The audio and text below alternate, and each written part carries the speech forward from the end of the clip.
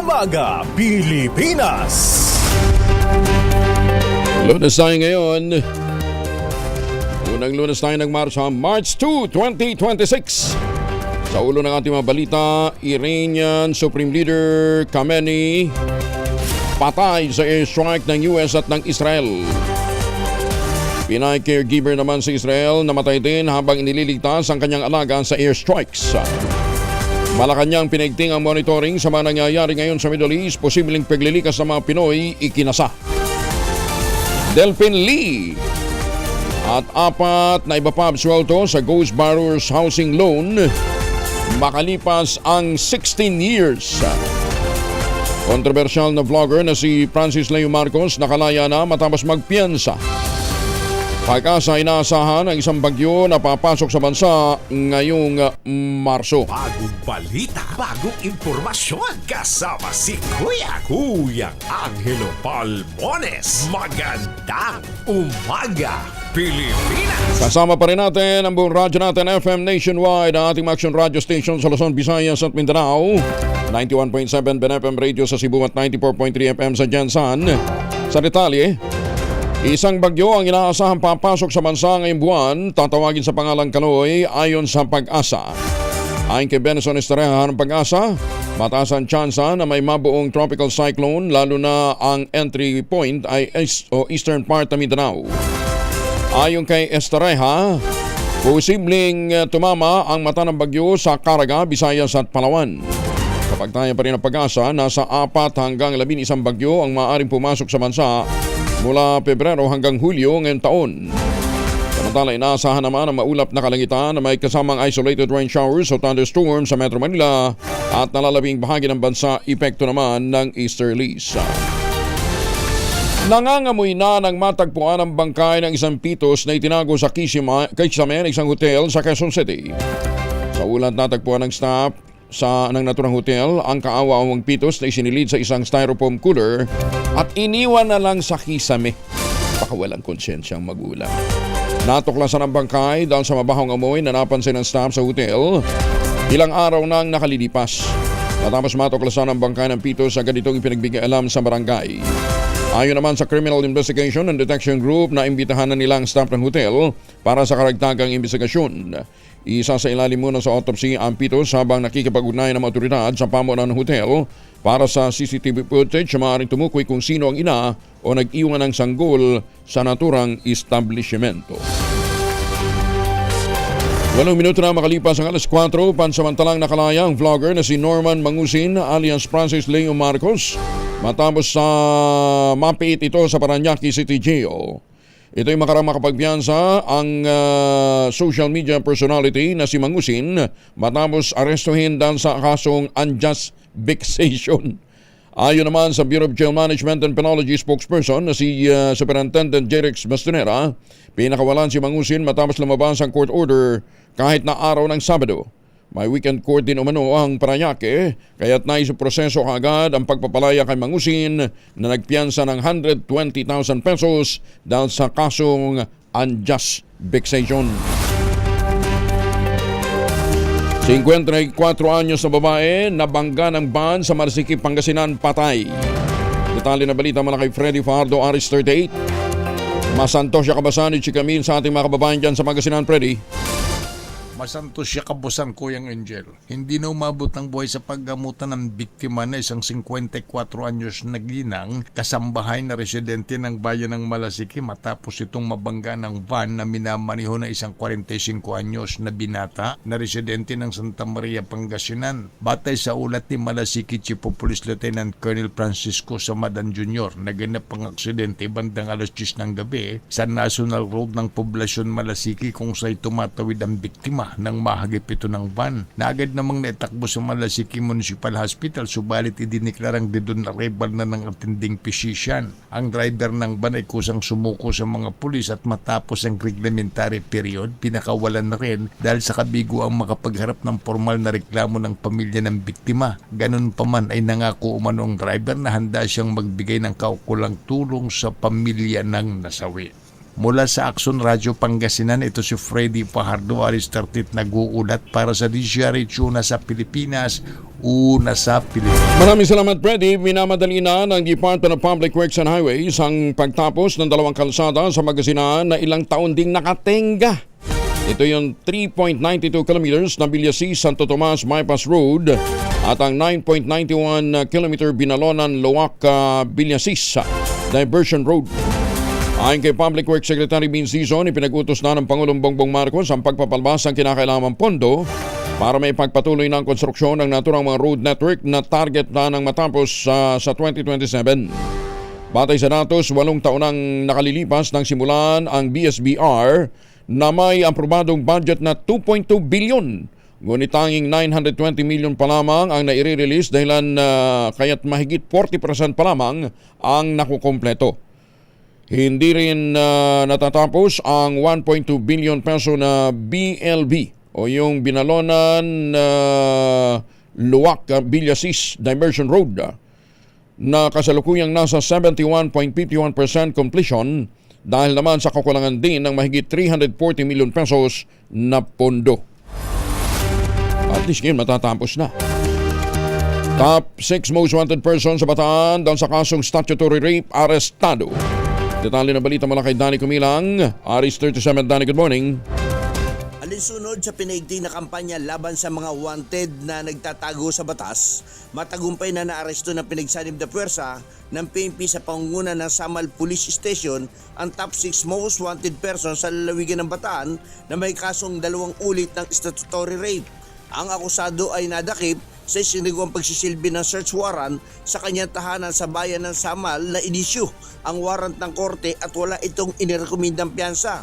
Ang matagumpay na operasyong ito ay matibay na paninindigan ng mga otoridad na pangalagaan at bigyan ng hustisya ang mga naging biktima, panagutin ang mga nagkasala sa batas. Danny Kumilang, RH37, DCRH, una sa Pilipinas, una sa Pilipino. Maraming salamat, Danny. May paabak kay kayungan sa mga suki natin dyan po sa Pampanga.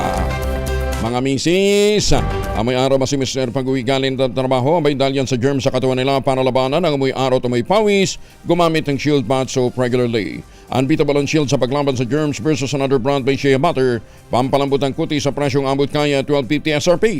Kaya naman recommended ito ng Philippine Nurses Association. Kaya mga misis ay challenge yung subukan ng Shield Bath Soap. Galit sa sakit may malasakit, sulit na sulit. Magandang umaga, Pilipinas! Naimbag na bigat ka na kayo amin sa mga sukinan sa Norte at maganda umaga. Alay, kumusta mga taga Mabini, Batangas? Kasado na bukas Martes ang panibagong higit pisong taas presyo sa mga produktong petrolyo. Sa anunsyo ng Oil Industry Sources, aabot ng 1.70 hanggang 1.90 ang inaasahang dagdag presyo sa gasolina, habang piso hanggang 1.20 ang sa kada litro naman ng diesel. Posibleng maglaro naman sa 1.30 hanggang 1.50 ang taas presyo ng kada litro ng kerosene. Nabatid na ito ang pangwalong magkakasunod na linggong taas presyo ng gasolina, pangsyam sa diesel at kerosene, bago pa man sumiklab ang gera dyan po sa gitnang silangan. Ano ba naman yan? Itinanghal si Philippine Amusement and Gaming Corporation Chairman at CEO Alejandro Tenco bilang Best Entertainment Tourism Leader sa 32nd Fiscal International Makati Tourism Personality Awards. Ginanap nito nung nakalipas na linggo dyan po sa Okada, Manila. Kinilala ng taunang parangal na inorganisa ng SCAL International Makati ang mga individual at institusyon na may malaking ambag sa pagsusulong ng turismo sa bansa. Patunay ang nasabing pagkilala kay Chairman Tenco sa lumalaking papel ng PAGCOR sa entertainment at integrated resort sector. Sa ilalim ng kanyang pumuno, itinulak ng ahensya ang regulated gaming, hindi lamang bilang pagkukunan ng kita ng gobyerno kundi katuwang sa pagpapalago ng turismo. Binigyan din naman ni Chairman Tenco sa kanyang pagsasalita ang maayos at responsableng pamamahala ng integrated resorts ay nakatutulong sa pag-akit ng mga lokal at mga idehong turista, nagpapalago sa lokal na negosyo at lumikha ng hanap buhay sa mga komunidad. Bukod sa regulatory mandate nito, pinalawak din ng PAGCOR ang suporta sa sports tourism. Kabilang ang pagsalik kamakailan ng National Sports Tourism Interagency Committee na naglalayong itaas ang antas ng industriya sa pamamagitan ng pagdaraos ng malalaking sporting event na lumilikha ng kita at magandang imahe sa loob at labas ng bansa. Maganda umaga, Pilipinas! Samantala, ban sumalpok sa nakaparadang tricycle at poste ng kuryente sa Rosario, Northern Samar. Naku, sugatan yung driver at isang pasahero. Detalye ng balita mula kay Jane Galit Bantayan, Aris 34. Jane, may buntag. Bumaliktad ang isang closed van matapos ang salpukin nito ang isang nakaparadang tricycle at bumangga sa poste ng kuryente ng Northern Samar Electric Cooperative o Norsamelco sa Maharlika Highway ng Rosario, Northern Samar. Ayon sa ulat ng PNP, sugatan ang 24 na taong gulang na driver residente ng Barangay Magsaysay, Bubon at ang sakay nito na isang 29 na taong gulang na isang helper residente naman ng Barangay Santa Clara na naturang bayan. Naganap ang aksidente alas 3 ng umaga kahapon, Marso 1. Ang sasakyan ay mula sa Ali, Northern Samar patungo sa bayan ng Bubon. Nawalan daw ng kontrol ang driver, napunta sa kabilang linya at nabangga ang nakaparada na tricycle at nagtuloy-tuloy sa pagkakabangga sa poste ng Norsamelco o Northern Samar Electric Cooperative. Malakas ang impact ng pagkakasalpok na naging dahilan ng pagbaliktad na nasabing sasakyan. Kalahati ng katawan ng driver nasa loob ng sasakyan at kalahati naman ay nakalabas. Samantalang kasama nito ay natrap sa loob. Agad naman na kinuha sa loob ang dalawa sa tulong ng MDRMO at Bureau of Fire ng Rosario at mismong Norsamelco personnel. Agad na isinugod ang dalawa sa Northern Samar Provincial Hospital ng Katarman matapos dahil sa natamong sugat ng kanilang katawan. Mula sa Aksyon Radyo Katarman, RH34 Jane Galit Bantayan ng DZRH. Una sa Pilipinas, una sa Pilipino. Maraming salamat, Jane Galit Bantayan. Maganda umaga, Pilipinas! Guten Morgen! Sa mga suki natin dyan sa Dusseldorf, Germany. Ay mga mamis po, pwede tayong mag-laundry dito ha? Kunot ka pa kapag makapit, madikit at malupit ang mensya? All you need is Pride. Ba't mapapahirapan ang self? Kung sa Pride, easy at worry-free naman ang laundry. Sa Triple Stain Away formula, tanggal ang matitindi mensya based on Tessa Chocolate, Mud and Sebon on Cotton. Gawa po ito ng ACS. 17 makalipas ang alas 4 ng umaga, humakot ng 3 mataas na karangalan ang Cotabateñong Philippine Military Academy Cadet. Si PMA Cadet First Class Gidson Domingo sa South Korea. Itong batang ito ay tubong Kabaka, North Cotabato. Nagtapos sa Republic of Korea Military Academy o ROCMA ng kursong Bachelor of Science in International Relations. Kabilang sa mga pangunahing parangal na nasangkot nito ang Star Cadet Award, Outstanding Foreign Cadet Award at Republic of Korea Army Commandership Award. Si Domingo ay kabilang sa PMA Bagong Sinag Class of 2024, ipinadala sa South Korea sa ilalim ng programang Foreign Pre-Commissioning Training Institution bilang bahagi ng ugnayang pang-edukasyon at pang-depensa ng dalawang bansa. Kabilang sa mga bumabate sa tagumpay ni Cadet Gidson Domingo ang Cotabato Governor na si Lala Talino Mendoza. Pride of North Cotabato. Galing ano daming parangal ng bata.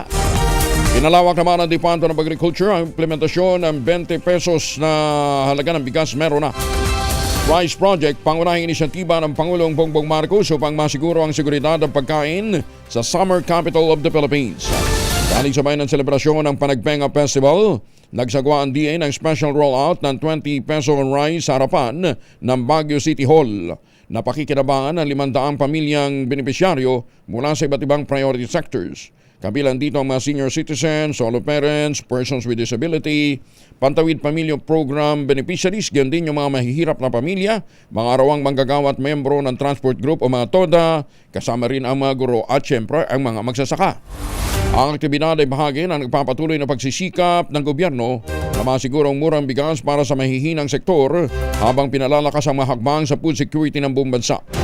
Binagyan diin ni Attorney Genevieve Balicaria, Assistant Secretary for Agribusiness, Marketing and Consumer Affairs, na katutok ang gobyerno upang maging accessible ang magandang klase ng bigas para sa pamilyang Pilipino. Sinabi ni Balicaria na ang 20 pesos benting bigas meron na. Initiative ay malinaw na direktiba ng Pangulong Bongbong Marcos na masiguro na may abot kayang bigas ang ating mga kababayan, lalong-lalo na ang kabilang sa vulnerable sector. Samantala, alamin muna natin ang latest mula po kay Joy John Balarite Acol. Kaugnay naman ng pamamaril sa Texas. Nako, may 3 kataong patay, 14 ang sugatan. Joy John, anong latest dyan? Anong nangyari? Walang audio si Joy John. Joy John, sandali at wala kang audio ha. Ayan. Okay na. Magandang umaga, Kuya Angel at mga kababayan. Good morning, Joy John. Isang pamamaril ang yumanig sa downtown. Yes, Kuya Angel. Isang pamamaril ang yumanig sa downtown Houston, Texas. Malapit sa University of Texas campus nitong madaling araw lamang ng linggo. 3 ang kumpirmadong nasawi habang 14 ang sugatan. 3 sa mga biktimang sugatan ay nasa kritikal na kondisyon sa ospital ngayon. Nangyari ang pamamaril sa tinatawag na Wolford's Bar, isang sikat na beer garden sa West 6th Street, 2 milya ang layo mula sa University of Texas, malapit sa Texas Capitol. Nasawi ang mga ito o napatay ng mga pulis ang suspect matapos ito makipagbarilan ng putok. At ayon sa paunang investigasyon, ang suspect ay isang 15 taong gulang na naturalized citizens mula sa bansang Senegal. Namataan umano ang suspect na paulit-ulit na umiikot sa black gamit ang kanyang SUV bago pumarada. Lumabas ito ng kanyang sasakyan na may dalang mataas na kalibre ng baril at walang habas na baril sa mga taong naglalakad sa kalsada. Kasalukuyang katulong ng Austin Police ang Federal Bureau of Investigation at sinisiyasat kung ang motibo nito ay may kaugnayan sa terorismo at kung ito ay may kaugnayan din sa nangyaring US-Israel War on Iran. Samantala, Kuya Angel, mga kababayan, sa ikalawang araw ng US-Israel War on Iran, kumpirmado ng US military ang pagkasawi ng 3 sundalong Amerikano. Ito ang mga unang naitalang biktima mula sa panig ng Estados Unidos simula nang sumiklab ang kaguluhan nitong Sabado lamang na madaling araw. Bilang tugon sa mga airstrike, nagpakamala ang Iran ng mga missiles na tumarget sa mga barko at kalapit bansa sa buong Middle East. 8 katao naman ang naiulat na nasawi sa isang airstrike malapit sa Jerusalem. Samantala, sa isang emergency meeting kahapon ng Sabado sa UN Security Council sa New York, isang matapang na pahayag ang binitawan ng Amerika sa harap ng mga miyembrong bansa.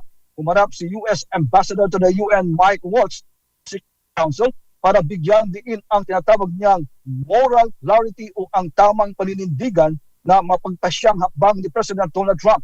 Ayon kay Waltz, the security is not negotiable. The safety of our allies is assured. And bottom line, our allies and partners can count on the United States and on President Trump. Nagbabala naman si UN Secretary General Antonio Guterres, mga kababayan, na ang gulo sa gitnang silangan ay maaaring humantong sa isang trahedya hindi nang kayang kontrolin na.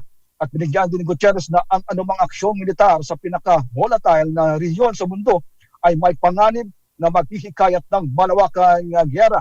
Dagdag pa ni Guterres, ang mga aksyong militar ay maaaring maging mitsa ng sunod-sunod ang kaguluhan sa nasabing rehiyon.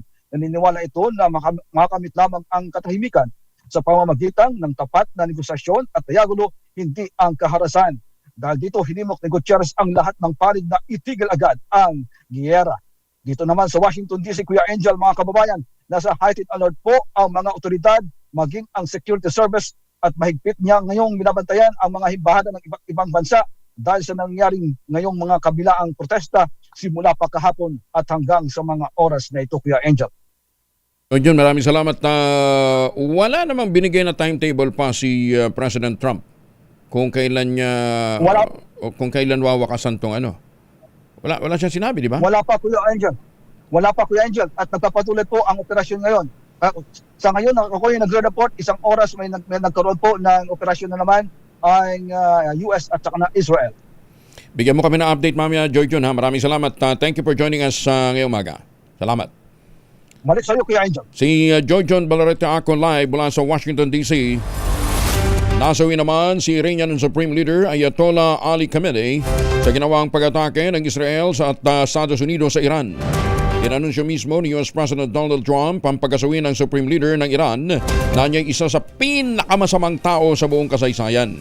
Kasabay nito nagbabala si Trump na magpapatuloy ang kanilang pag-atake sa Iran para pahinain ang nuclear capabilities ng nasabing bansa. Ayon sa state media, napatay ang 86 anyos na Supreme Leader matapos tamaan ng airstrike ang compound nito sa Tehran. Bukod kay Khamenei, nasawi na rin ang Chief of Army Staff General na si Abdul Rahim Musavi at Defense Minister General Aziz Nasiradeh na nooy nasa pulong ng magkasanang airstrike ang US at Israel. Mahigpit namang binabantayan ng Pangulong Bongbong Marcos Jr. ang sitwasyon sa Middle East. Sa isang video message, sinabi ng Pangulo na batid niya ang pag-aalala ng publiko sa kanilang mga mahal sa buhay na nasa gitnang silangan. Kaugnay nito, naka-alerto naman ang mga kaukulang ahensya ng gobyerno para matugunan ang pangangailangan at iyakin ang kaligtasan ng mga Pilipinong naiipit ngayon sa tensyon sa pagitan ng US at Israel, ganyan din ng Iran. Giit ni Pangulong BBM, kailangang antabayanan ang sitwasyon sa Middle East lalo tiyak na magpapatuloy pa ang gera sa buong rehiyon. Ngayon ay patuloy ang aming pag-monitor para tiyakin na nasa magandang kalagayan ang ating mga kababayan sa Middle East. Ang ating tuloy-tuloy na binabantayan dahil ito'y kailangan natin tuloy-tuloy na bantayan at hindi ito tapos pa. Palagay ko patuloy pa itong gerang ito. Ngunit sa aming latest report ay ang ating mga kababayan ay nasa safe na lugar. Diyos maraming aga sa mga kababayan natin dyan sa Kabikulan na. Ano ba sinabi ko? Bicol nga, di ba? Hi ko sa mga suki natin dyan sa Japan. Tiniyak naman ni House Speaker Faustino Boji D. III. Patuloy silang nakatutok at nakamonitor sa mga nangyayari sa Iran at sa buong Middle East. Iginit ni Speaker D ang kahalagahan na matiyak ang kaligtasan ng mga Pinoy sa gitna ng tumitinding tensyon sa rehiyon. Ayon kay Speaker D, kinikilala niya ang direktiba ng Pangulong Bongbong Marcos Jr. sa mga kukulang ahensya na tiyakin ang kalagayan ng mga OFW. Isagawa ang mga nakahandang plano habang tumitindi ang tensyon sa gitnang silangan. Sinabi pa ng House Speaker, ang ating mga OFW ay mahalagang bahagi ng bansa at ng ating ekonomiya. Kaya't mahalaga ang pagtiyak ng kanilang kaligtasan, maibigay ang kinakailangan suporta sa oras ng pangangailangan. Nananawagan din ang leader ng Kamara sa Department of Foreign Affairs sa Department of Migrant Workers panatilihing maayos ang koordinasyon at tulong ng ating mga kababayan doon at manatiling mag-ingat sa mga susunod na mga opisyal na abiso ng gobyerno. Mag-monitor ng mga susunod na abiso ng gobyerno. Umaasa din ang speaker na magiging mapayapa sa mapayapang paghinahon ng sitwasyon at muling pinagtibay na ang kaligtasan at proteksyon ng bawat Pinoy ang pangunahing prioridad ng gobyerno. Pamahalaan lokal ng Bangsamoro nakahandang umalalay sa national government kaugnay ng sitwasyon ng mga OFW sa Middle East. Detalye ng balita mula kay Jun Di Makutak, Aris 19. Assalamualaikum, Brother Jun. Jun? Walang audio si Brother Jun Di Makutak. Ano ha? Pabalikan natin si Jun Di Makutak. Ang oras muna sa buong kapuluan, 4:28.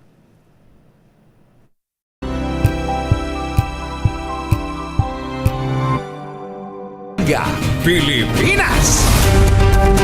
29, alas 4:30 na pala. Alas 4:30 ang oras sa buong kapuluan. Dalawang formulation ng family alcohol na pwede nating baunin. Proteksyon ng pamilya laban sa mikrobyo. Yung family 70% isopropyl alcohol specially prepared for clinics, hospital, pharmacies, laboratories, pero okay din po yan sa mga households. Very effective sa disinfection at sterilization. Ganyan na bagsik ng family, 70% isopropyl alcohol. Maghapon man natin gamitin, no problem. Hindi po manuno yung ating makamay dahil meron po itong moisturizer. Yun namang mabangong family wrapping compound improved cologne. Ayun po yung mabangong isopropyl alcohol na gamit po ng mga masahista, mga barbero, mga doktor, mga nurse, mga pedrona for sponge bathing and other cleansing purposes. Family wrapping alcohol parang di siya book na sa mahabang panahon. Mabibili sa namang butik at convenience stores nationwide. Family wrapping alcohol hindi lang pampamilya, pang sports pa. Balikan muna natin si Jun Di Makutak mula po sa Mindanao. Kaugnay nga po ng kahandaan ng Bangsamoro local government na umalalay kaugnay ng sitwasyon ng mga OFW sa Middle East. Balikan natin si Jun Dimakutang RH19. Assalamualaikum, Brother Jun. Alaikum assalam, Kuyang Angel. Patuloy na nakamonitor ang Office of the Chief Minister at mga concerned ministries dito sa Bangsamoro Government Center sa Cotabato City sa kasalukuyang sitwasyon ng mga Filipino OFW sa Middle East. Sa pahayag ni BARM Chief Minister Abdul Rauf Makakwa, pinapaabot nito ang pag-aalala at pakikiisa sa bawat Filipino OFWs doon. Hangad ng punong ministro ang kapakanan at proteksyon ng bawat Filipino OFWs na naiipit ngayon sa panibagong Middle East crisis. Hinihikayat ni Chief Minister Makakwa ang mga OFWs na iwasan ang mga lugar na may banta ng seguridad. Unahin ang kaligtasan, manatiling mapagmatsyag at sundin ang lahat ng opisyal na abiso at travel advisories mula sa Philippine Embassy at Consular Offices. At siguraduhing hawak ang kanilang mga mahalagang dokumento at manatiling may bukas na komunikasyon sa kanilang pamilya at sa mga kinaukulan. Ayon pa rin kay Makakwa, nakahanda silang umalalay sa national government kung sakaling nangangailangan na ng kaukulang tulong at suporta na nakaangkla sa mekanismo at koordinasyon sa national government. Sa pinakahuling update sa panibagong kaguluhang ito ng US-Israel laban sa Iran, batay sa mga nakakausap nating OFWs, walang katiyakan ng buhay sa panahong ito sa Middle East. Tuloy ang airstrikes, walang nakakaalam kung saan at kailan babagsak ang kasunod na ballistic missile retaliatory attacks. Mula sa Central Mindanao, RH19, Jun Dimakutat, DZRH, una sa Pilipinas, una sa Pilipino. Sokran Jun, maraming salamat. Magandang umaga sa mga suki natin dyan sa Dubai at Kuwait. Brother-in-law ko, hindi na nakaalis. Babalik ng Kuwait sana eh. Patay ang isang Pilipina caregiver matapos tamaan naman ng shrapnel habang inihahatid ang kanyang alaga sa bomb shelter sa gitna ng airstrike sa Israel. Malungkot na inanunsyo ng Pangulong Bongbong Marcos ang pagpanaw ng nasabing Pinay caregiver na si Mary Ann Velasquez de Vera ng Pangasinan. Kasabi nito, tiniyak ng Pangulo na magbibigay ang pamahalaan ng lahat ng kinakailangang tulong sa pamilya ni de Vera at ang patuloy na pagmamonitor sa kalagayan ng mga Pilipinong apektado sa bakbakan sa rehiyon. Bayan, ikanalulungkot ko na meron po tayo natanggap na report na meron na pong casualty na Pilipino dito po sa gera na nangyayari sa Middle East. Na-report po sa atin ay namatay po ang isang Mary Ann Velasquez de Vera na tigang Pangasinan. Siya po ay isang caregiver sa Israel na tinutulungan ang kanyang alaga para dalhin sa bomb shelter. Ngunit hindi na po nakaabot sa bomb shelter at inabutan na sila bago sila nakarating. Magandang umaga din sa mga Pilipino dyan sa Saudi Arabia. Recovery plan para sa mga OFW na hindi makaalis dahil sa gera sa Middle East dapat ilatag ng DMW at OWA. Detalye na balita mula kay Raymond Dadpa sa Aris 28. Raymond, good morning. Nanawagan si Senador Erwin Tulfo bilang chairman ng Senate Committee on Foreign Relations sa Department of Migrant Workers at Overseas Workers Welfare Administration na huwag pabayaan ang mga paalisan ng mga kababayan natin para magtrabaho sa Middle East, ngunit naudlot dahil sa gera doon. Pinalalatag nito ng recovery plan para sa mga first-time OFWs na hindi makaalis. Sabi ni Tulfo, habang ang lahat ay nag-aalala sa ating mga kababayan na naipit sa gulo sa mga bansang apektado ng airstrike sa Middle East, nanawagan din siya sa DMW at OWA na tulungan ng mga Pilipinong papunta pa lamang sana sa ibang bansa upang magtrabaho ngunit hindi nakaalis dahil sa nangyaring gulo sa rehiyon. Karamihan sa mga ito ay mula pa sa mga probinsya, gumastos na sila para sa mga requirements sa pagbabakasakali na makakuha ng maayos na oportunidad sa Middle East. Ayon sa mga OFW na patungo sana sa Middle East, wala pang inilalabas na abiso ang mga ahensya ng pamahalaan upang tugunan ang kanilang sitwasyon at wala pa ring malinaw na plano ang kanilang mga recruitment agencies hinggil sa kanilang deployment. Bilang sponsor ng budget ng DMW at OWA para sa 2026, iminungkay ni Tulfo ang paggamit sa 2 bilyong pisong agarang kalingat sa klolo para sa mga OFWs na nangailangan o Action Fund upang makapagbigay ng tulong sa mga apektadong OFW. Ito si RH28, Raymond at Paz para sa DZRH, una sa Pilipinas, una sa Pilipinas. Maraming salamat, Raymond. Nababahala naman si Senator Bongo sa tumitinding tensyon ngayon sa Middle East. Dahil dito sinabi ni Senator Go, dapat iprioridad ngayon ang kaligtasan ng ating mga kababayan na nasa gitna ng panganib sa gitnang silangan. Panawagan ni Senator Go sa mga OFW manatiling mapagmatyag, palaging makipag-ugnayan sa ating mga embahada at konsulado para sa mga security measures at mahalagang anunsyo. Nanawagan din ng Senador sa mga kaukulang ahensya ng gobyerno bantayang maigi ang sitwasyon, partikular ang mga lugar na tinatamaan ng missile at drone attacks na binalis. Pinatitiyak din ni Senator Go ang na may nakalatag ng sapat na tulong at reintegration program sa mga uuwing OFW. Teka muna, pinoproblema natin ang mga OFW. Dito ho sa Pilipinas, ang dami din ho na nawala ng trabaho dahil dito sa mga taga-PICAB, yung Philippine Contractor sa Accreditation Board at DTI. Secretary Chris Roque, ano na? Nung last week, ang sabi ho ninyo, dahil meron hong nangyayaring ASEAN Summit, hindi ho ninyo maasikaso. Umapila mahigit 300,000 mga manggagawa mula sa iba't ibang contractors at mga suppliers ng construction material sa Department of Trade and Industry at ang Department of at sa Philippine Contractors Accreditation Board of PICAB.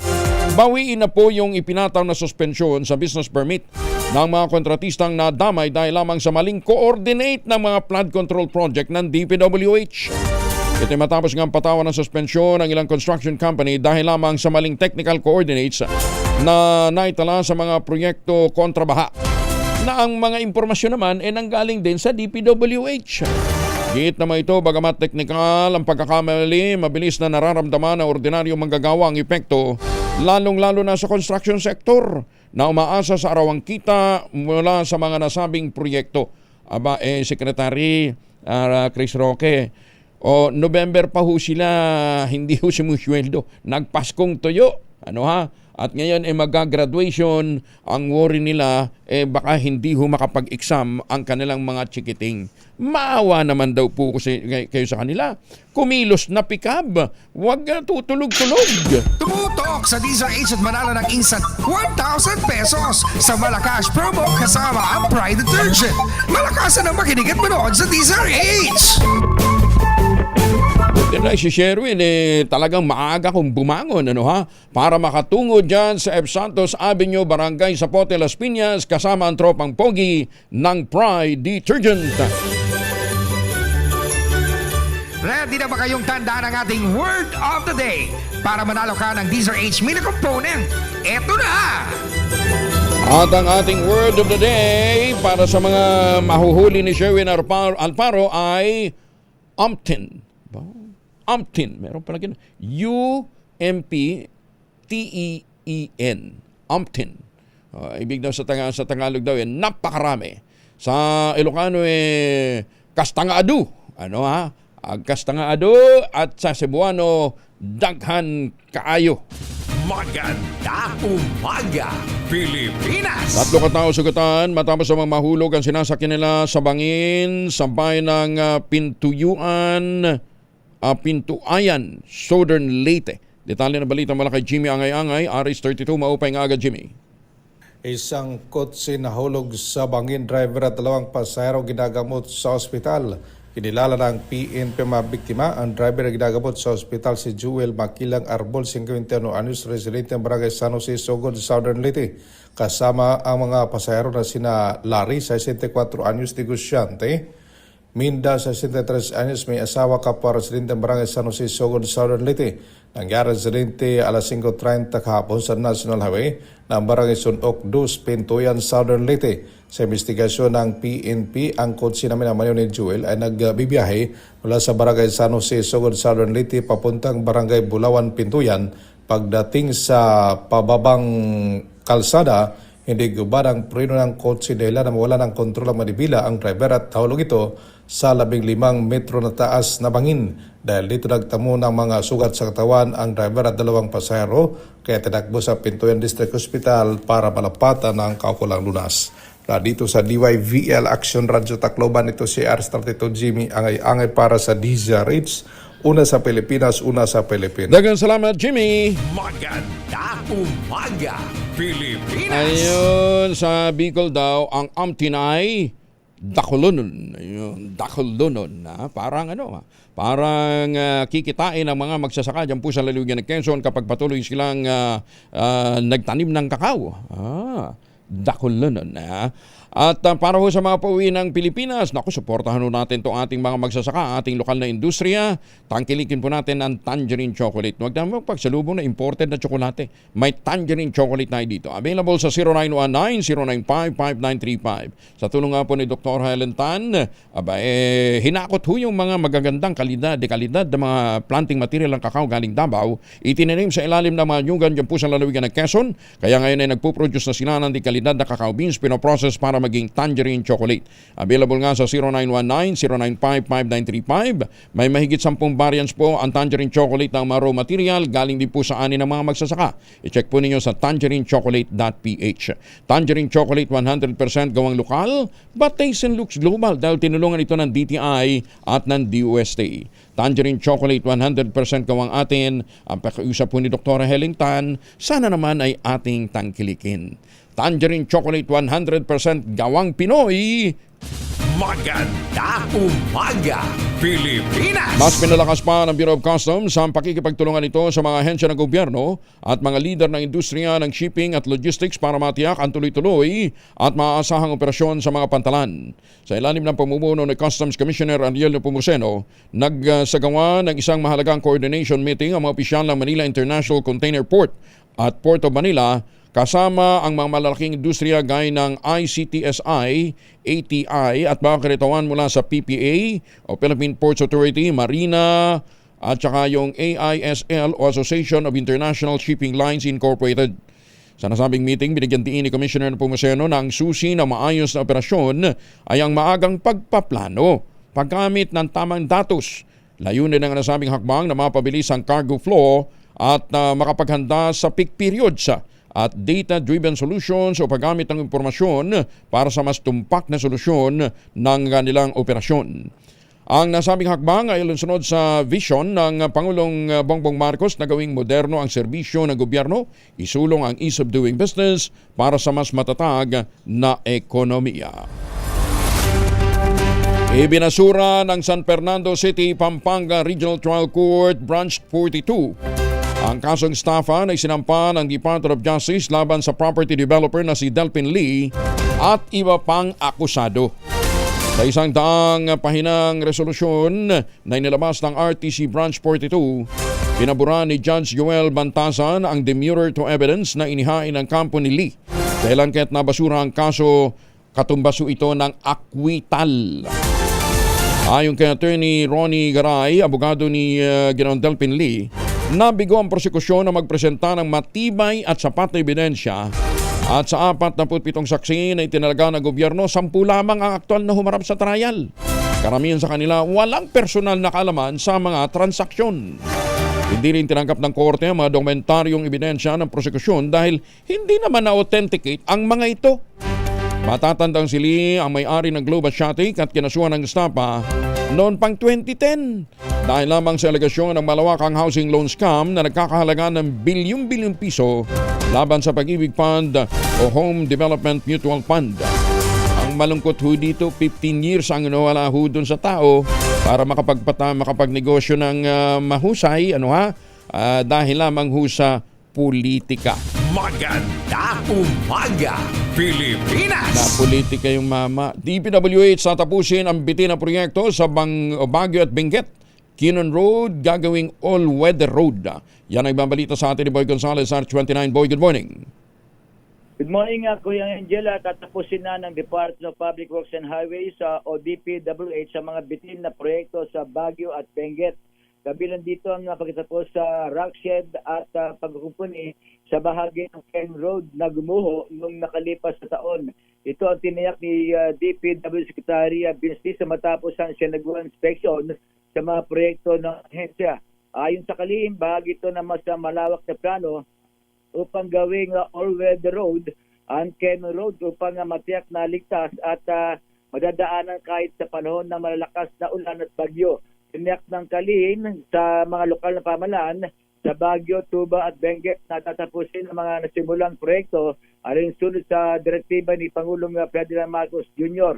Kauno nang inutos ng Pangulo ang DPWH na ayusin ang mga kalye at tulay sa Cordillera upang hindi mahirapan ang mga residente at motorista. Bukod sa Ken Road, pinagutos din na pagpalawak sa mga makipot na bahagi ng daan patungo sa Major Main Ken Road, Bypass Road upang maiwasan ang pagsikip ng trapiko. Kapag nabuksan na, magsisilbi itong mas mabilis at alternatibong ruta para sa motorista at residente sa rehiyon. Ito si Boy Gonzales para sa Disares Una sa Pilipinas, Una sa Pilipinas. So, Boy, ibig sabihin, walang ghost project, kulang lang talaga yung pondo. Oo. At yun yung kaya umasa daw ayon sa kalihim matatapos na yung pag-upunit. Yung mga bitin na proyekto dyan sa Benguet at sa Cannon Road. Ang problema nga hanggang ngayon hindi gumagalaw tong mga taga-pikab. Di natin maintindihan ano bang hinihintay. Di ba? Naosimete na yung mga kinakailang dokumento. Kaya nakikiusap sila para makasali na sila sa bidding at ma-resume, makasingil sila, restore na yung kanilang mga lisensya. Ay nako, hindi natin maintindihan ano talagang hinihintay ng mga taga-pikab. Bakit ayaw nilang gumalaw? Anyway, Boy, maraming salamat ha. Balik kayo kay Angel. Maraming salamat si Boy Gonzales sa Maganda umaga, Pilipinas! buhay talaga, oo. May bakbakan sa gitnang silangan. Yung dapat na magbigay ng trabaho dito, tutulog-tulog. Tumutok sa DZRH at manalo ng instant 1,000 pesos sa Malacash promo kasama ang Pride Detergent. Malakasan ang makinig at manood sa DZRH! Ito na lang, maagang bangon tong huli ni Sherwin Alparo. Ito magandang huli. Di ba? Bibigyan ng premyo. Sherwin. Angelo, kahit na may bakbakan sa gitnang sinayangan, tiniyak ng ating mga magbubuko na hindi gagalaw ang presyo ng buko. Uy, ang Nasa mahal 25 pa rin. 25? Mura Mahal. pa rin yan, no, Angelo, dahil sa kasalukuyan na hindi nagagalaw ang presyo ng langis ng buko na maglalaro sa 25 pesos ang kada isa. Ano langis ng buko? Sabaw ng buko. Sabaw ng buko.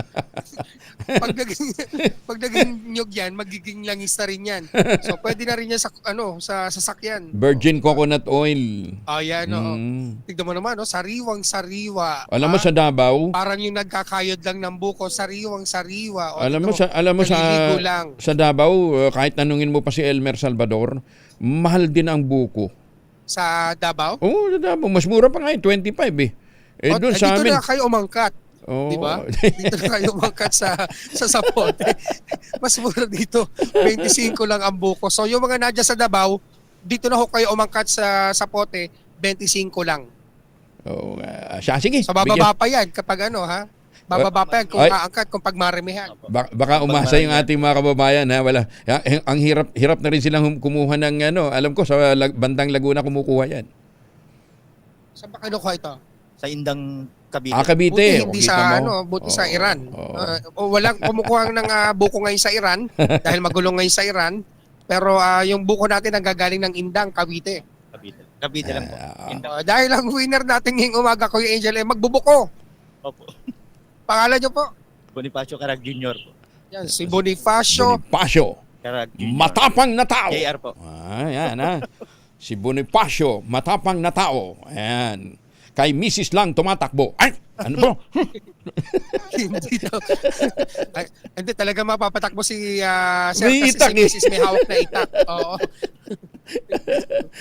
Sige, bigyan mo ng premyo ni Ma'am Bonnie. Dahil Kuya Bonnie, sino paborito mo announcer tuwing umaga sa DZRH? Si Sir Angelo Palmones. Angelo Palmones, ito meron kang 1,000 pieces. Maraming salamat po, Sir Angelo Palmones po. Ayan, teka muna. Paano mo malalaman ang nyug ay buko pagka nasa taas ng puno? Alam mo yun, Ma'am Bonnie? Hindi po. Hindi? Hindi nga alam kung paano malalaman ko. Ikaw, Sherwin, paano mo malalaman na yung nyug ay buko habang nasa taas pa ng puno? Kapag dilaw na. Hindi, dilaw. Ano ka ba naman? May nyug na dilaw, may pagka medyo naninilaw, malapit na magulang yan. Para malaman mo kung ang buko ang nyug ay buko pa, tingnan mo yung sinusundan niya sa taas. Kung yung putot, ang tawag namin doon, yung maliit na buko, kasing laki ng kamao, yung katapat nun, sigurado buko yun. Di ba? Yun yung saktong buko. Pagka kasing laki ng kamao yung putot, yung maliliit, yung buwig sa may taas nun, yung baba ng buwig na yun, buko yun. Ayan, gagaranti ko yan sa iyo. Yun pala ang titignan pala yung putotot ng buko. Putot. Ayan, Putot lang. Huwag putot. Sa putot, ang Bisaya ng putot ay small, pandak, Ayan, putot. Ang tawag nun. Yung ibig sabihin yung hindi pa lumalaking buko. Ayan, ang daming alam. Naman, magbubuko ako eh. Gusto kong nakikinig sa itong umaga. Ang dami mong alam talaga eh. Marami nga akong binubuko eh. Yun lang. Sige. Para makuha mo yung ating word of the day, gaya nitong napakaraming buko na nakikita natin sa likod, ampin ang napakaraming yan. Anong ibig sabihin ng ating word of the day? Amten. Amptin. Yun. Amptin ang ating word of the day. Ibig sabihin, napakarami, gaya ng bukong yan. Nakuha mo ang ating medium component at sa atin ang Astron, ang official radio set partner ng DZRH. Alagang Astron, alagang maaasahan. Available po sa inyong mga suking appliance store nationwide. At hindi lang yan, meron ka pang grocery bag mula sa ACS at sa DZRH. At ang pinakabago, pinakamalaki, pinakamabango, ang Pride with Fabric Conditioner, Korean Strawberry Bloom Detergent Powder with Stain Away Formula. 2 kilo yan, kaya kahit gano'ng karaming labahan, ubos yan. At ang pinakabago na design ng DZRH t-shirt ay mapapasayo. Hawak ng pinakalumang tao sa buong mundo. Yan, no? Gumagano lang yung ulo. Ano masasabi ko kay Angel? Maraming salamat po, Sir Angelo Palmones. Ingat lagi, Ma'am Bonnie, ha? Ingat. Thank you. Maraming salamat kay Bonnie. At syempre sa mga nais manalo na 1,000 pesos, lagi tumutok sa DZRH. Baka kayo nasusunod nating winner sa DZRH Malacash promo kasama ang Pride Detergent. Aris number 6, Sherwin Bata Alfaro, DZRH. Una sa Pilipinas, una sa Pilipino. Maraming salamat, Sherwin. Tutok lang, tutok na sa DZRH Radio, DZRH Facebook, DZRH YouTube, at DZRH TV. Baka ikaw na ang susunod na winner sa DZRH Malacash promo. Oy, sa mga taga-Kinabawan City at mga tagamlang dyan sa North Cotabato, 7 minuto na lamang, 5:00 na ng umaga.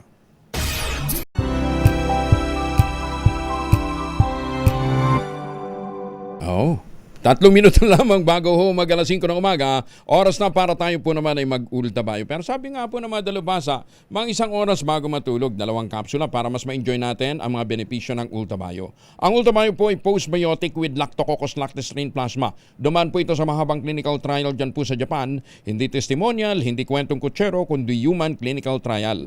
Ang bawat kapsula ng ultabayo ay nagtataglay ng 50 billion cells ng Lactococcus lactestrin plasma. Kaya po naman, napaka-potent po nito na pagpasok po sa ating katawan, ina-activate nga po yung PDC, yung plasmacytoid dendritic cell. Yan po yung tinatawag na madalubhasa na commander ng ating immune system. Responsable po yan sa pagtataboy ng matoksin sa ating katawan habang tayo po ay natutulog. Nakatutulong ang ultamayo para ma-achieve natin magandang tulog. Pagka magandang tulog, magandang gising. Pagka magandang gising, magandang ating disposisyon sa kinabukasan. May panlaban tayo sa puyat, pagod, at stress. Ilan lamang yan sa mga benepisyo po ng ultamayo, ha. Kung may mga katanungan pa ho kayo, mag-text po kayo sa 0931-033-2871. Ulitin natin, 0931-033-2871. Ang ultamayo po ay rehistrado sa Food and Drug Administration, halal certified. At kapag bumili ka ng isang box ng ultamayo, yung 30 capsules sa alinmang Mercury Drug Store sa buong bansa, makakakuha ka pa rin ng free 100 pesos na Mercury Drug Gift Certificate. Promo runs until July 31, 2026 only. Per DOH, FDA, CFRR Permit Number 0981, Series of 2025. Mahalagang paalala ang ultabayo, hindi gamot at hindi dapat gamiting panggamot sa anumang uri ng sakit. Bagong balita, bagong impormasyon. Kasama si Kuya Angelo Palmones. Magandang umaga, Pilipinas! May apila ang grupong Sinag sa atin pong pamahalaan. Kasama natin ngayon si Kasendo, si Ginoong Rosendo So ng Sinag. Kasendo, good morning. Hi, Angel. Magandang umaga. Kumusta ang presyo? Teka muna, ha? Ano yung pinakamurang bigas ngayon? Pinakamurang bigas, pinakamurang 20. Yung nasa kadiwa. Pero yung actual na, yung nasa actual na market. sa market, nasa around 42. Yun pinakamura. Okay. 42 sa bigas ang pinakamura, ano ha? Maliban lang kung gusto mo pumila para doon sa 20 pesos na bigas, ano? Magkano ang karne? Ang karne is 330. 330. Magkano farm gate? Ang farm gate 160. Ha? Oo, ang baba. Ang baba pagkatapos ang times 2. 100%. Oo, ang baba. 'Yun ang sinasabi ka natin eh. Yung farm gate below yung production cost, no. Ang kasi ang nangyari is over tayong nag-import, no, ng karne. Ng karne, magkano imported?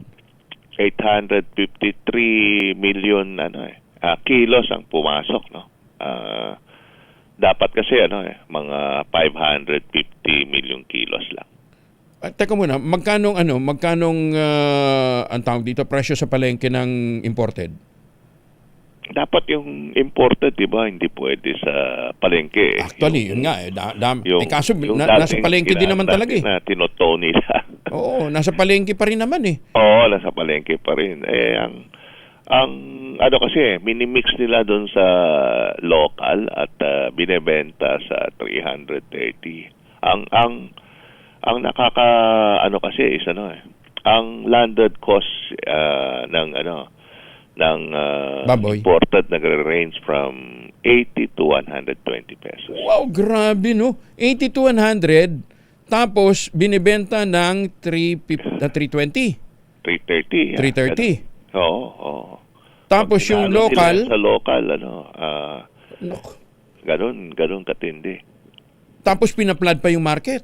Pinaplad pa yung market kasi 330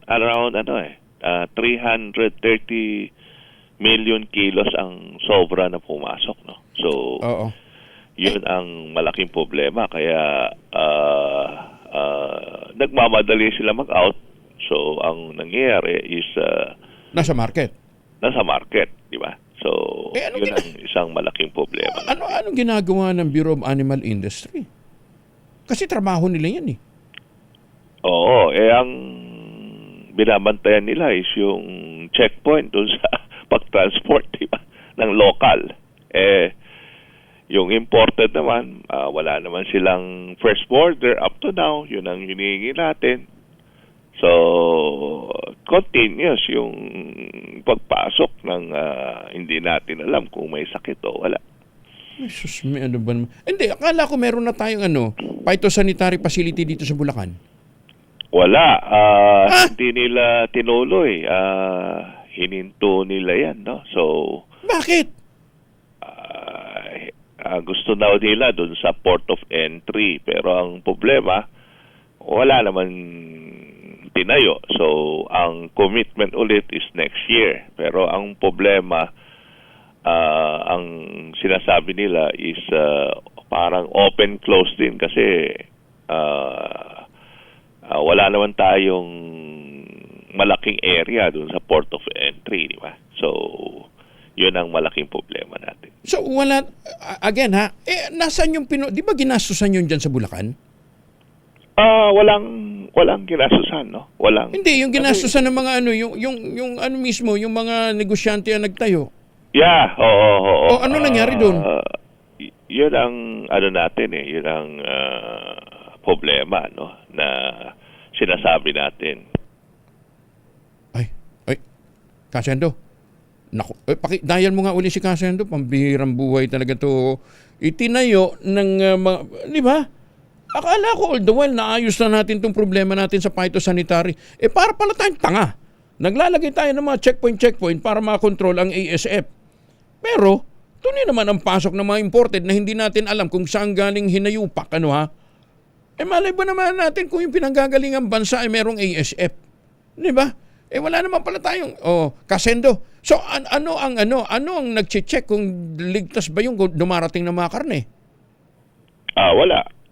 Wala talaga. Yun ang isang malaking problema natin. And ang inaano natin is dinadump na nga dito and wala tayong checking doon sa mga dumadating. Ano dahil ba yan? pagpasok kasi open, close, second border na. Siyempre kung second border yung may-ari doon sa loob wala ka ng wala ka ng control doon talaga. Okay. Nakakausap niyo naman si Secretary Laurel. Ano sabi niya? Yung last time kasi ang nangyari is yung budget ng itatayo sana is wala daw nagbid, no? So nagka-problema. So ang commitment is itatayo itong 2016 pero matatapos daw ng 27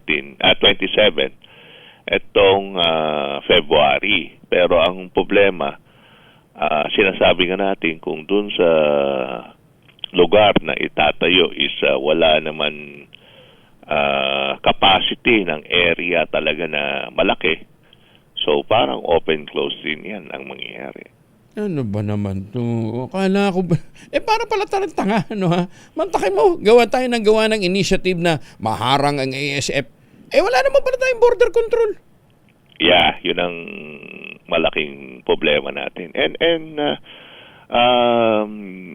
alam mo, Ka-Angel, itong tariff, yung tariff na binaba noong 2021 ng 15%, Saka from 30 kasi yung in quota dati ginawang 15%, tapos yung out quota na 40% binaba ng 30%, di ba?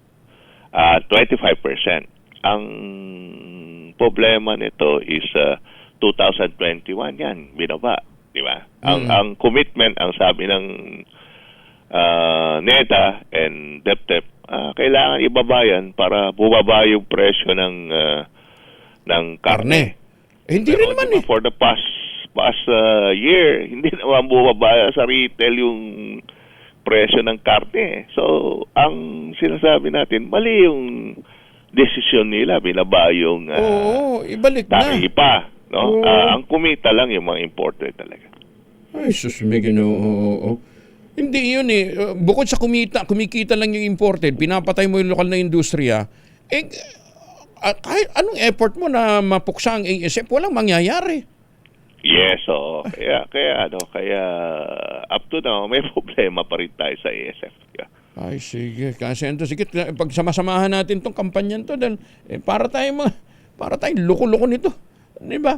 Kami sa Mindanao, pagka dadaan doon sa border control, pababa pa kami, tapos sasanitize ka pa ng paa, di ba? Kahit inaanto ka, gigising ka para lang bumaba doon.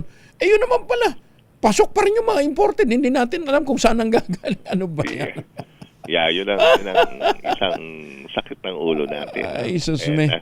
And akala natin talagang very strict na binabantayan yung mga local dito sa atin, pero ang problema is yung imported na pumapasok. Saan galing? Border control. Saan galing?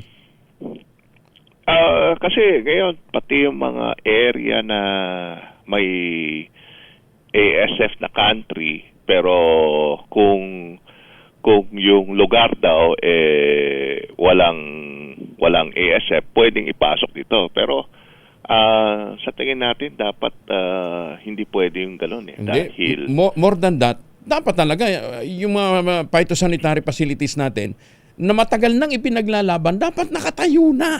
Yes, Ay, sus me. Dapat talaga. Sige. Kukulitin ho natin ang kukulitin ang DA, ha? Kasendo, maraming salamat at maganda umaga po. Lunes na Lunes, iinit ulo natin. Angel, thank you. Maraming salamat si Ginoong Rosendo So ng Grupong Sinag. Maganda umaga, Pilipinas! Sabihin naman ninyo, hindi, fake news yan! Anong fake news? Sila ho yung nakakaramdam sa ground, At saka sabi nga natin, tuloy yung importation,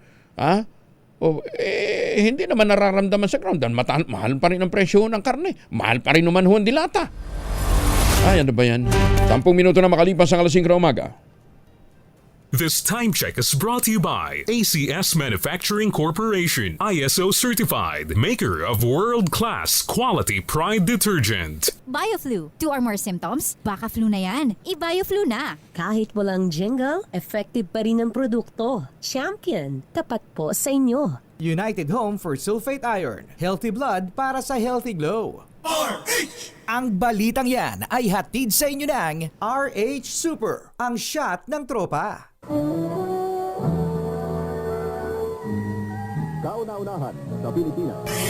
NBC Manila Broadcasting Company. DZRH, a proud member of MBC Media Group. Bagong balita, bagong impormasyon, kasama si Kuya Angelo Palmones. Magandang umaga, Pilipinas! Baka nakakalimutan nyo, Lunes ho ngayon, March 2, 2026. Kasama na natin si Veronica Torres mula sa Pag-asa. Ma'am Veronica, good morning. Good morning din po sa inyo, Sir Angelo, at sa ating mga taga-subaybay sa DZRH. Patuloy pa nga rin ang epekto na easterly sa ating buong kapuluan at asahan natin ang fair weather condition sa ating buong bansa kung saan may tsansa lamang tayo ng mga localized thunderstorms. Wala naman tayo nakataas na gale warning sa kahit anong dagat baybay ng ating bansa at walang namomonitor na low pressure area or bagyo sa loob or malapit sa ating Philippine Area of Responsibility. At yan nga muna pinakahuli sa lagay na ating panahon mula sa Weather Forecasting Center ng Pag-asa, Veronica Torres. Maraming salamat si Ma'am Veronica Torres mula po sa Pag-asa. Serye ng pagbibidahan daw sana nila Piolo Pascual at saka ni Derek Ramsey. Aba, hindi natuloy. Bakit kaya? Alamin natin mula kay Gorgie Rula. Gorgie, good morning! Kinumpirma na ng ilang reliable source namin na hindi na itutuloy ng TV5 ang malaking proyektong teleserye nilang The Kingdom, Magkabilang Mundo. Ang seryeng ito ay pagbibidahan dapat ni Piolo Pascual kasama sina Derek Ramsey, Christine Reyes, Sue Ramirez at marami pa. Ayon sa ilang napagtanungan namin ay hindi raw inapprove ng mga boss ng Kapatid Network ang budget na hinihingi na umabot daw ng 200 million pesos. Kaya na-delay ang pagsisimula ng taping hanggang sa napagdesisyon ng hindi na ito itutuloy. Sa totoo lang, may iba pang artistang gusto nang umatras sa project nito dahil sa tagal ng paghihintay sa pagsisimula ng taping. Isa na nga rito si Derek Ramsey na balak niyang magpaalam na hindi na nga siya tutuloy at hindi na ito gagawin ng proyektong ito. Ang isa pang nabalitaan namin ay pinangakuan na lang daw ng TV5 ng ibang project si Piolo Pascual pero wala pang ideya kung anong klaseng programa ito. Obvious na apektado talaga ang TV5 sa kanilang programming nang tinanggal na ang mga shows ng ABS-CBN.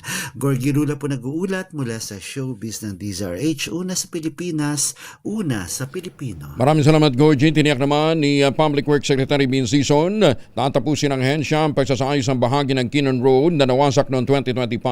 Ginawa na kalihim ang pahayag kasabay ng pag-inspeksyon ng nagpapatuloy ng mga proyekto ng DPWH sa Baguio. Ayon kay Dison, ang rehabilitasyon ng Kinnon Road ay bahagi ng plano ng pamahalaan na gawing all-weather road na ligtas daanan ng mga motorista kahit na tuwing malakas ang buhos ng ulan o may bagyo. Ipinag-utos din ni Dison ang pagpapalawak ng access road patungo sa Major Manic-Kinon Bypass Road para maiwasan ang matinding traffic. Inaasahang mapapabilis nito ang biyahe ng mga motoristang bibiyahe galing at patungo ng Baguio City at mga karatig lugar. Bahagi naman ng Kabagan Santa Maria Bridge sa Isabela na bumagsak noong nakarang taon. Bubuksan sa mga motorista ngayong araw. Detalye mula kay Grace Ansano, RH25. Grace, good morning. Good morning, Angel. Bubuksan na ang bumagsak na tinaguriang iconic bridge sa Isabela. Ngayong araw, personal na sasaksihan ni DPWH Secretary at kanyang i-inspeksyonin ang naturang tulay. Kasama ni Dison na matataas na mga opisyal at target nito ang madaanan na sa inaasahang pagdagsa ng mga motorista ngayong padating na Semana Santa. Matatanda ang February 27 ng nagdaang taon nang bumagsak ang bahagi nito. Makaraang dumaan ang halos nagkasabay-sabay pa at pabalik-balik na mga truck na kargado ng mga bato. Pahihintulutan lamang na dumaan dito ang mga sasakyang may bigat na 3 tonelada at may taas na 2.5 meters na overhead ang taas na pwedeng dumaan dito. Ayon kay DPWH Regional Director Engineer Matias Manelad, magtutulungan ang DPWH District Engineering Office at ang lokal na pamahalaang bayan ng Cabagan at Santa Maria sa 24/7 na traffic management nito. Makaraang lagyan ito ng mga plastic barriers at sa magkabilang dulo upang matiyak na may tamang bigat lamang ng mga sasakyan ang makakaraan dito. Nilagyan na ng iron steel plate ang bumagsak na bahaging ito ng tulay. Ang nasa 990 meters na tulay na ito ay nagkokonekta sa bayan ng Cabagan at Santa Maria Isabela. At ito nga ay nag-collapse noong nakalipas na taon. Sa ngayon, ang maraming mga motorista ay dumadaan pa rin sa ibabang bahagi, lalo na ang mga mababigat na nilagyan na ng detour. So yan yung ating update. Ito, si RH25, Grace Vera Sanzano. Una sa Pilipinas, una sa Pilipinas. Maraming salamat, Grace. Magandang umaga, Pilipinas! At ano po ang lakad natin ngayong araw nito? Magbaon ng proteksyon laban sa mikrobyo. May dalawang formulation ng family alcohol na pwede nating pagpilian. Yung family 70% isopropyl alcohol, especially prepared for clinics, hospital, pharmacies, laboratories, pero okay na okay din po sa mga households. Very effective po yan sa disinfection at sterilization. Ganyan na bagsik ng family 70% isopropyl alcohol. Maghapon man natin gamitin, no problem. Hindi po manunyo ang iyong mga kamay dahil meron po itong moisturizer. Yun namang mabangong family rubbing compound improved alcohol. Ayun po yung mabangong isopropyl alcohol na ginagamit ng mga masahista, mga barbero, mga doktor, mga nurse, mga kabadrona for sponge, bathing, and other cleansing purposes. Family rubbing alcohol parang DCRH, sabok na sa mahabang panahon, mabibili sa namang butik at convenience stores nationwide. Family rubbing alcohol, hindi lang pampamilya, pang sports pa. Magandang umaga, Pilipinas! 17, makalipas ang alas 5.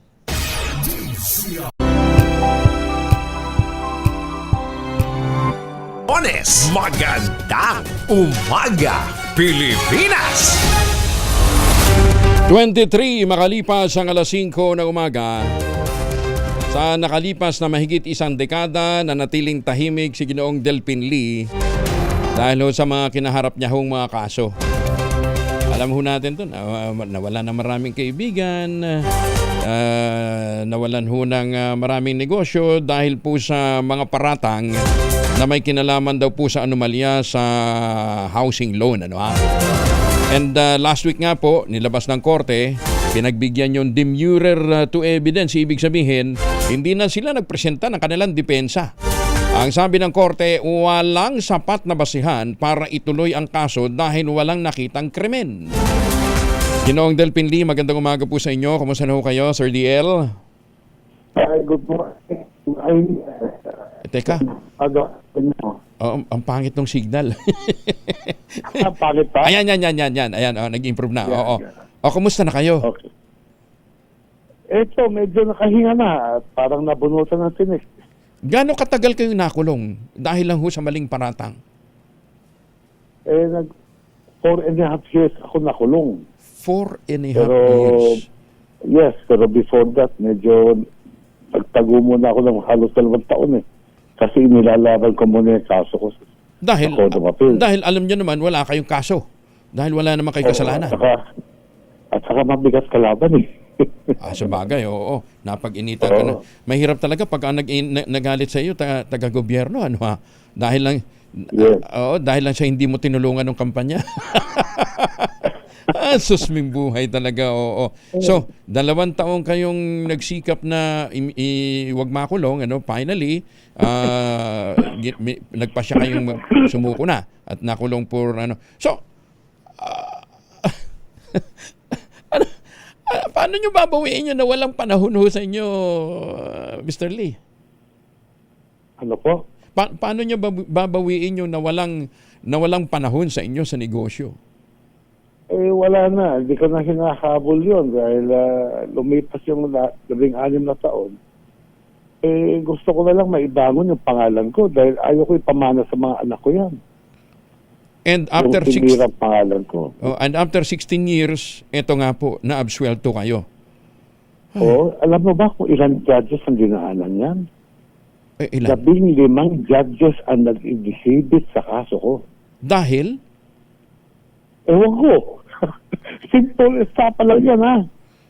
15 judges. Itong nagdesisyon ngayon, pang 16. At hanga ako dito sa judge. Dahil 100 pages, pinag-aralan na talaga. Hinimay-himay isa-isa. Nabasa ko yung resolution. Ako nga, nahilo sa haba. Pero siya, pinag-aralan talaga. And in 45 days, naglabas siya ng resolution. Wow. Approve yung dinuro namin, dismiss yung kaso. Oho. At ang sinasabi niya nga, wala siyang makitang krimen, ano ha? Dahil... Wala naman talaga eh. Oo, dahil... wala naman... yung pag-ibig, inamin naman na wala naman talaga akong loan na hiningi sa kanila. Hindi ako umuutang sa pag-ibig. At yung sinasabi na lang, 6 billion na mahigit, yan po yung mga housing loan ng mga borrower na bumili ng bahay namin. Ang kawawa dito yung mga borrower. Oo. Kasi marami sa kanila ang sumakay sa issue at hindi nagbayad sa pag-ibig. O hindi na baon sila sa utang ngayon? Na-foreclose sa mga bahay nila. Na-foreclose? Na-foreclose sila dahil sa hindi nila pagbabayad? Opo, dahil sumakay sa issue, pinalalabas noon ghost borrower, pangalawa, kesyo may double sale, lahat nga ng issue ipinatong na Pero andyan po yung project, napakaganda ng project, andyan po yung mga tao nakatira, hindi po yung mga multo. Ganun na nga, nagpatong-patong na yung problema. Ang hirap ko nun, naimbentohan kayo ng reklamong double sale. Wala nga double sale. Anyway, anong mangyayari ngayon doon sa civil case sa Ginoong Lee? Ay, yung nga pala, liliwanagin ko lang, 2 kaso po to. Ito yung civil case na kami ang nag-file ng kaso laban sa pag-ibig. Ito po, binabawi namin yung aming pondong naipon sa pag-ibig na mahigit 630 million. Okay. 16 na taon na yan. Cash po yun, cash. Na naka-escrow sa pag-ibig. Naka-escrow? Oo. Yes, dapat yan ibinalik na sa amin. Pag isinuma mo, pati interest at 6% na lang per annum, mahigit 1 billion na yan. Nagkatuan kami sa Makati, nanalo ko sa Makati, inangat nila sa Court of Appeals, nanalo sa Court of Appeals, inangat nila sa Supreme Court, in-affirm ng Supreme Court, ibinabalang ng Supreme uli sa Makati para pag-usap ng danyos na dapat nilang bayaran sa akin. Nung bumaba sa Makati RTC, i-waive ko na nga yung danyos. Kako, wag na. Wala nang danyos, bayaran na lang. Yung principal? Yes. Teka muna, malaki yung danyos na hinahabol. Yun na nga. Ang tagal nyo nawala na negosyo pagkatapos yung danyos, i-give up nyo pa? Hindi ko na nga hiningi yung danyos. Hiningi ko na lang yung pera ko, ibalik nyo. Wow. Hindi pa rin? Naging final na yung desisyon. Inakyat na naman nila ng Court of Appeals.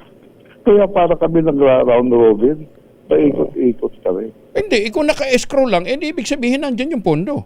Bakit ayaw pa siya uli? Dapat. Yan po ang pending ngayon, yung civil case, na kami po ang nagdedemanda. Sila ang defendant. Hindi, pero kung ganitong nag-rule na walang criminal case, hindi ba ito may weight doon sa dapat na maging ruling? Na magbayad na? Actually, mas nauna pa nga lumabas yung civil case na may ruling na Na sinabing isa uli? Yes. Tapos hanggang ngayon, hindi pa sila sa uli? Dumadaan tayo sa proseso pero paikot-ikot pa lang Umabot na nga ng Supreme Court yan. Bakit? Inaserve na nga, ibinalik pa uli sa RTC para lang pag-usapan yung danyos na dapat bayaran sa akin. Wow. Tapos hanggang ngayon, ayaw isa uli yung pondo na naka-escrow. Inyo naman yung pera, hindi naman sa kanila yun. Yun na nga. Ayun nga masakit. Ako nga may pera sa kanila. Ako may pautang sa kanila. Ako pa yung sinasuhan ng estapa. At ako yung nakulong. May hirap talaga. Ako yung siniraan ng siniraan. Oo. Pero liliwanagin ko lang, ito po ay nangyari doon sa past administration. Hindi po ngayon. Panahon ni 2010, 2011, yes. Oo. 2010 pa ito na mangyari. Dito ito panahon ng bagong administrasyon. And sana nga po, dahil naka-escrow lang naman yung pondo, i-turn over na sa inyo. Kasi may ruling ng korte. Yun na nga pero kung dadaanin sa proseso, pwede pa tayo abutin uli ng mga 20 taon. Utang na loob naman. Ano namang hustisya nun? Di ba? Buhay pa kaya tayo doon. Hindi, tsaka sobra namang injustice naman yan. Di ba? Sana po nakikinig ho yung mga kinauukulan para ma-actionan na ito once and for all. Dahil lalaki at lalaki lang yung interest eh. Habang tumatagal. Totoo sa inyo, yes. Dahil yung pera ko, ginagamit din nila pagpapautang sa ibang tao, di ba? Kumikita rin naman sila ng interest. Pag sinumang may interest, may isang billion na yung utang nila sa akin. Wow. Ano ang wini-waive nyo yung penalty? Yung penalty? Ang damages na dapat nila bayaran sa akin dahil sa ginawa nila sa akin. Iwinay ko na nga yun eh. Isa uli lang yung principal. Lang yung principal ko eh. Ito pa ang masakit nito, pwede pang abutin ng another 20 years to. Wag naman sana. Napaka-unfair na. Nasa naman justisya nun. Pera nyo na, hindi nyo pa makakuha. Di ba? Alam nyo, kung Angel, ang mas importante sa akin ngayon, yung mga dating buyer na bumili sa mga projects ko, nadamay. Tapos nung pinalabas nila, may mga double sale. May isa lahong double. Yan. Yung iba naman nagsamantala, hindi na nagbayad. Meron nga ho dyan, 16 na taon na nakatira dyan sa bahay ko. 16 years, hindi nagbabayad. Ako pa kinasuhan eh. Baliktad na talagang mundo, no ha? Ako pa kinasuhan eh. At biktima raw sila ng double sale eh. Tanong ko nga sa kanila eh, meron bang kumatok sa bahay niyo at kine-claim yung bahay niyo yan, pag-aari niya. Kayo mismo, hindi naman kayo bayad dahil contract to sell lang ang pinirmahan natin. At hindi kayo nagbabayad for more than 16 years. Ano ko kayo nag-hindik? Wow. Kayo babalik pa uli sa negosyo? Ang hanap ko na lang, buo ko na lang, matapos ko na lang, yung mga nabindin kong mga project, yung mga naiwan kong mga nabitin, sayang eh. Marami rin naman ang nangangailangan ng pabahay. Lalo na ngayon, ang locus housing, malaki ang shortage. Marami kayo nakikita mga magagandang condominium, mga malalaking halaga ng bahay, pero hindi yun ang market natin eh. Ang karamihan ang hinahanap, locus housing. At yun ang kulang na kulang. Wag naman yung locus housing na katulad ng iba na pagka umihi ng konti ang langit, binabaha.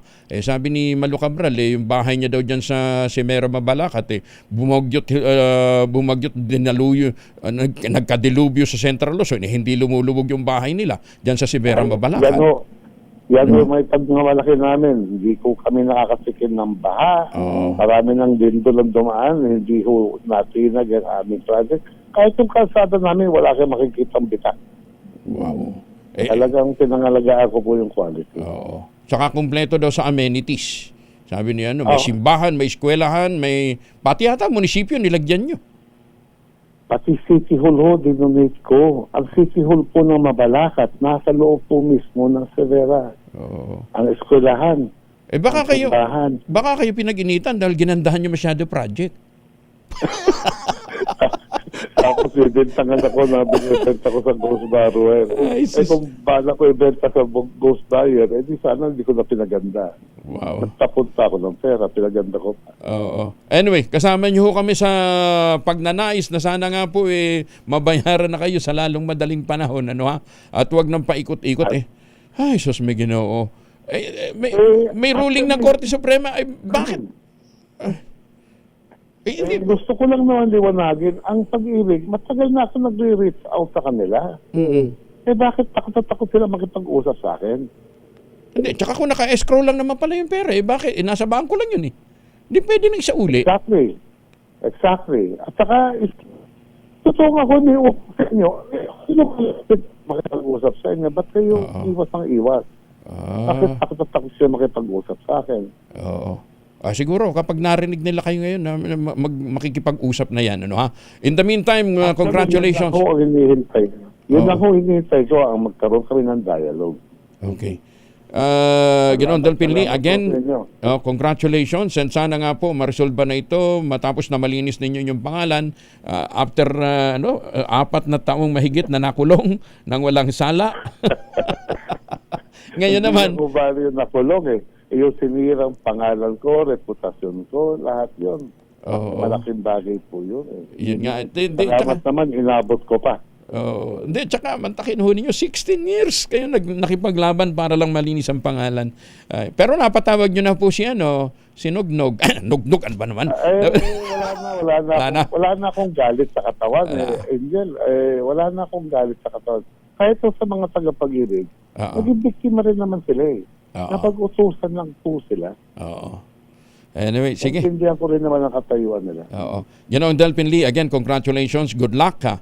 At itulong nyo lang ho yung malasakit para ho sa pagpapatayo ng dekalidad na murang pabahay. Para ho sa mga nangangailangan ho ng matinong pabahay. Salamat ko ngayon. Salamat sa pagkakataon na ito. Thank you very much po. Salamat po. And maraming salamat din at naging bukas ang inyong kalooban para makapagpatawad na. Maraming salamat po, Ginoong Delphin Lee. Thank you. Thank you po. Si Ginoong Delphin Lee ng Globe Asiatic. Titingnan ho ninyo, yung maraming mga housing loan, di ba? Halos ayaw nga tirahan dahil ang pangit ho di ba? Kasing laki lang halos ng bahay ng posporo o bahay ng gagamba. Di ba? Binabaha pa. Moral lesson siguro nga yung kay Ginoong Delphin. Huwag mo siyadong gandahan para hindi ka pag-initan. Magandang umaga, Pilipinas! May ginoong buhay ito. Di ba, alam mo ninyo, yun ang pinakamahirap, yung mapagbintangan ka. Kaya halimbawa, itong mga lumakalat na mga balibalitang kesya sa ganito, tumanggap na mali-maleta, di ba? Kung sino-sino na yung mga nadadawit na, yan ang hirap maglinis ng pangalan dun sa mga naaakusahan. Ay, sasme. 38 na makalipas ang 5:00 ng umaga. Ang oras na yan ay hatid sa inyo ng Si Kuya Angelo Palmones. Magandang umaga, Pilipinas! Hi, good morning, Mayor Sene Mendoza, dyan po sa Talisay, Batangas.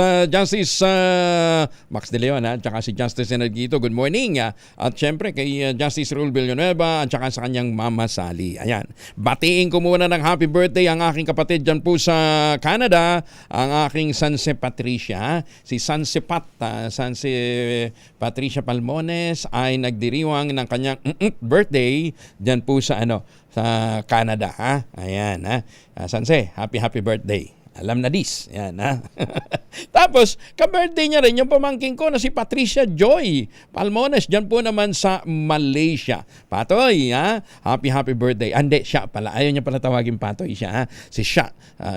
Happy birthday. At ka-birthday din nila yung isang apo naman ng Sansi ko. Kasi tawag sa akin ng mga apo ko, tito lang hindi ako tatawag sa akin lolo. Ayan, happy birthday naman kay Adi Ablang. Ayan, happy birthday. Dami nagbe-birthday ngayon, Sus, kung nandito lang kayo sa Maynila, padadalang ko kayo ng tangerine chocolate. Ang tangerine chocolate po ay produkto ng mga magniniyog ng mga magsasaka dyan po sa lalawigan ng Quezon. Sa tulong po ni Dr. Helen Tan, yung po mga planting material ng kakao galing Davao, hinakot po yan para maitanim sa ilalim po ng manyugan. Kaya ngayon nagpo-produce na sila ng dekalidad na kakao beans, pinoprocess para maging tangerine chocolate. Tangerine chocolate 100% gawang lokal, but taste and looks global dahil tinulungan po ito ng DTI at ng DOST. Available sa 0919-095-5935. Meron po itong mahigit 10 variants ng ang tangerine chocolate. Ang raw material niyan galing din po sa ani ng mga magsasaka. I-check po niyo sa tangerinechocolate.ph. Sabi nga po ni Dr. Helen Tan, sino bang magmamalasakit sa Pilipino kundi ang kapwa Pilipino? Kaya sa bawat bili natin ng tangerine chocolate, pinalalakas natin ang loob ng ating mga magsasaka, pinalalakas natin ang ating lokal na ekonomiya.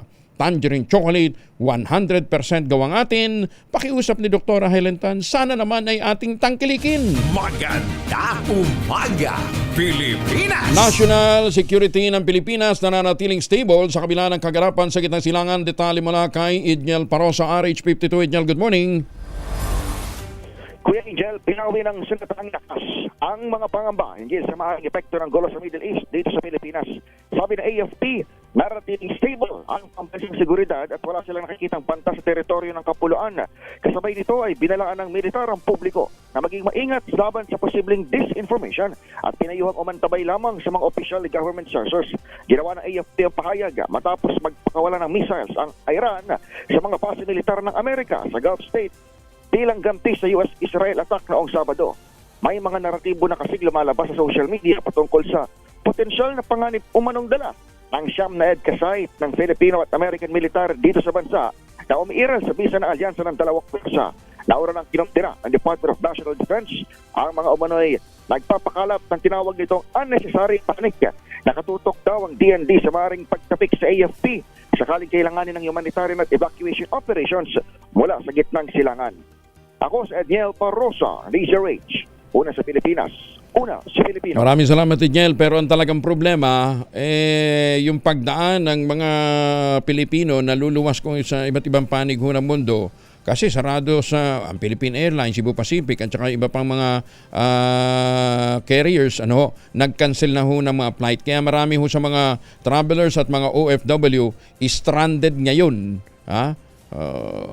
Hirap ho, hirap. Ang dami na At dahil nagsara na nga po yung Strait of Hormuz, 20% po ng world oil ay physically blocked.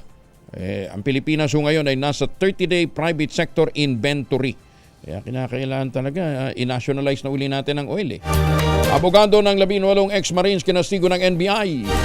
Bakit daw? Kailangan pang dumaan sa bureau. Alamin natin na detalye mula kay Giselle Ricaport, RH15. Giselle, good morning. Good morning, Kuya Angel. Kinastigo ng abogado ng 18 nagpakilalang dating Marine ng National Group Investigation na nagsabing isumite sa ahensya yung affidavit ng mga dating sundalo. Tanong ni Atty. Levy Baligod, anong kapangyarihan o otoridad ang meron ng NBI na wala ang ombudsman kung saan nila isinumite ang affidavit. Idiniin niya na sa huli sa ombudsman din naman, isusumite ng bureau yung kanilang factual findings at posibleng complaint. Nagtatanong ang lawyer kung bakit nagre-rekomenda ang ahensya ng tinawag niyang unnecessary layer sa proseso na magpapatagal o magdudulot lamang daw ng delay. Matatanda ang hinimok ni NBI Director Atty. Melvin Matibag si Baligod na voluntaryong isumite sa kanila yung affidavit ng 18 dating sundalo na nag-deliver di umano ng mali-maletang pera sa mahigit 30 opisyal ng pamahalaan.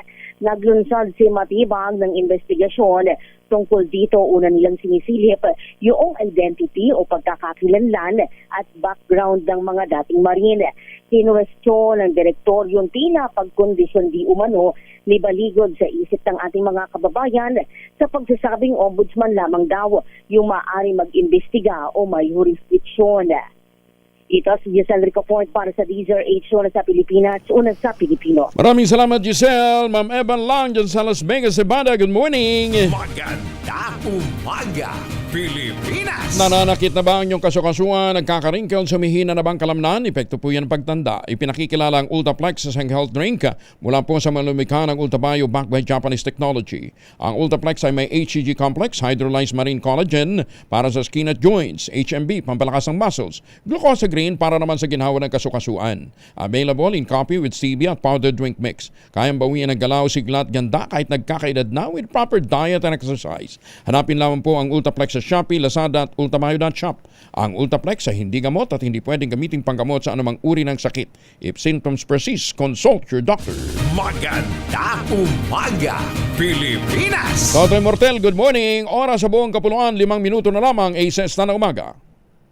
DZRH number 1 na naman sa Metro Manila, pati rin sa Mega Manila.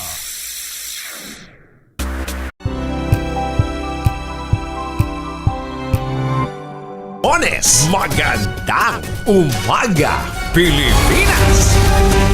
2 minuto na lamang bago mag-access na umaga, tinalakay ni Court of Tax Appeals Associate Justice Marian Ivy Reyes Pajardo sa ika-107 episode ng SCPH Podcast na pinamagatang tax refunds, wrong collection, wrong time. Ang tamang proseso ng pagbawi ng sobrang binayad na buwis. Si Justice Reyes Pajardo po ay kilalang eksperto sa batas at nagsilbing 2024 bar examiner para sa commercial at taxation law. Sa gitna ng kalituhan ng marami tungkol sa sistema ng pagbabuhi sa Pilipinas, ipiniliwanag ni Justice Reyes Pajardo ang mga mahalagang aspeto ng tax refund. Kabilang dito yung uri ng tax refund, ano-ano ba yung mga refund na kinikilala sa ilalim ng Philippine tax law, magkakaibang timeline, meron bang iba't ibang deadline o prescriptive period ang paghahain ng claim para sa tatlong uri ng refund, maling koleksyon para itama ng batas ang mga pagkakamali sa paniningil ng buwis sa maling panahon o pagkakataon. Layunin ng podcast na ilapit ang mga technical na usaping legal sa mga ordinaryong mamamayan at mga practitioner sa bansa. Maaari pong mapakinggan at mapanood ang episode 107 sa mga sumusunod na platform, Spotify at Apple Podcasts, YouTube, Facebook, ganyan din ang opisyal na website ng Korte Suprema. Ang nasabing inisyatiba ay bahagi ng pagsisikap ng Korte Suprema na palawakin ang kaalaman ng publiko sa kanilang karapatan at obligasyon sa ilalim ng batas. Ang gagawin lang ho ninyo, punta ho kayo doon sa #SCPH Podcast. 2x2 at ACS Balita, susunod na sa ilang saglit magtanim ng kawayan para sa kalikasan at kabuhayan. Ang ating quote of the day ngayong araw nito ay hango po sa mga iniwang aral ng Nobel Prize winner noong 1962 na si John Steinbeck. Ang sabi niya, all war is a symptom of man's failure as a thinking animal. Maganda umaga, Pilipinas. 2x2, susunod na sa ilang saglit. Oras sa buong kapuluan, ACS na umaga. This time check is brought